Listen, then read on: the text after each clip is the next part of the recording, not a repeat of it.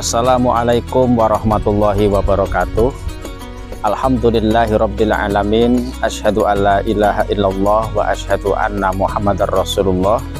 Allahumma sholli ala Muhammad wa ala alihi wa sahbihi ajmain, amma ba'du. Rabbi shrah li sadri wa yassir li amri wahlul 'uqdatam min lisani yafqahu qawli. Saudara-saudaraku kaum muslimin dan muslimat, puji syukur kehadirat Allah Subhanahu wa taala, selawat dan salam terutuk junjungan kita Nabi besar Muhammad sallallahu alaihi wasallam. Allahumma sholli ala Muhammad wa ala ali Muhammad. Saudara-saudaraku kaum muslimin dan muslimat yang saya muliakan, pertemuan ini saya akan menyampaikan materi dengan judul tingkatan-tingkatan orang yang berpuasa. Dalam kitab Bahjatul Wasail ya, Syekh Imam Nawawi Al-Bantani ya, Syekh Nawawi Al-Bantani mengatakan ada 3 tingkatan orang berpuasa. Pertama, puasanya orang awam. Jadi puasanya orang awam ini adalah puasa yang memang sudah sesuai dengan kaidah-kaidah fikih, menahan lapar dan dahaga dan segala anil muftirat wa anil mubtilat, yang membatalkan, yang menggugurkan puasa sudah ditinggalkan semua.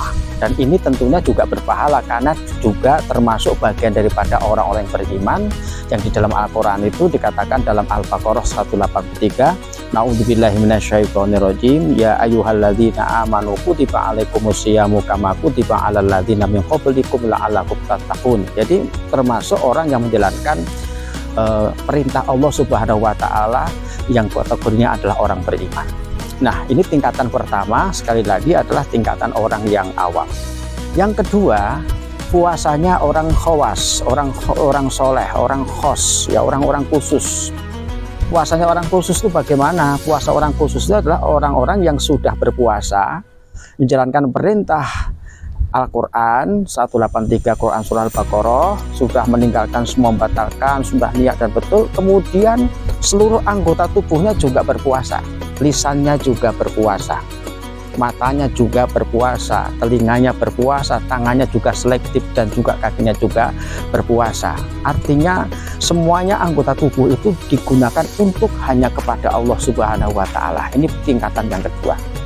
Nah, tingkatan yang ketiga ini adalah tingkatan yang paling sempurna. Ini disebut dengan kitab Bahjatul Wasail dengan khawasul khawas. Nah, khusus di atas orang khusus. Ya, ini puasanya para nabi dan siddiqin. Nah, para nabi, rasul dan siddiqin. Siapa siddiqin itu? Siddiqin itu adalah para sahabat-sahabat. Kalau Rasulullah itu ada sahabat Abu Bakar, Umar, Utsman, Ali, dan juga sahabat yang lain. Kalau Nabi Isa alaihissalam itu ya dalam Al-Quran ada Al-Hawariyun, ya kan, golongan penopang dakwah pada waktu itu. Nah, jadi puasanya ini adalah puasa yang paling sempurna, di samping meninggalkan semua yang membatalkan puasa, ya, anil muftirat wa anil mubtilat. Kemudian juga anggota tubuhnya juga berpuasa. Dan satu lagi yang paling tinggi dalam tingkatannya adalah hati dan pikirannya juga berpuasa. Artinya hati dan pikirannya hanya untuk Allah Subhanahu wa taala. Ini tingkatan yang paling sempurna. Jadi 3 tingkatan ini, tingkatan orang awam, orang khusus, orang soleh, dan para nabi dan siddiqin. Mudah-mudahan kita menjadi la'alakum tattaqun, menjadi orang-orang yang bertakwa. Nah, ini la'ala di sini kan litaroji, untuk mengharapkan kita. Jadi orang-orang ingin jadi orang bertakwa ya perjuangannya panjang.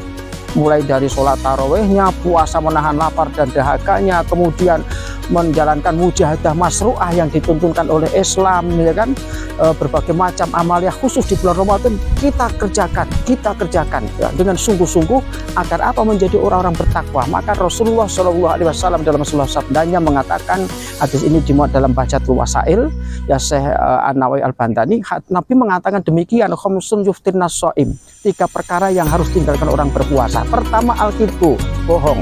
Yang kedua, setelah al-kidbu, setelah bohong ya, adalah al-ghibatu, ribah ya, menggunjing. Kemudian yang ketiga, an-namimah, mengadu domba. Yang keempat adalah, kata beliau, wal yaminatul kadhibah, ya, sumpah palsu ya. Sumpah palsu yang kelima adalah wan nazratu abis syahwat, melihat dengan syahwat.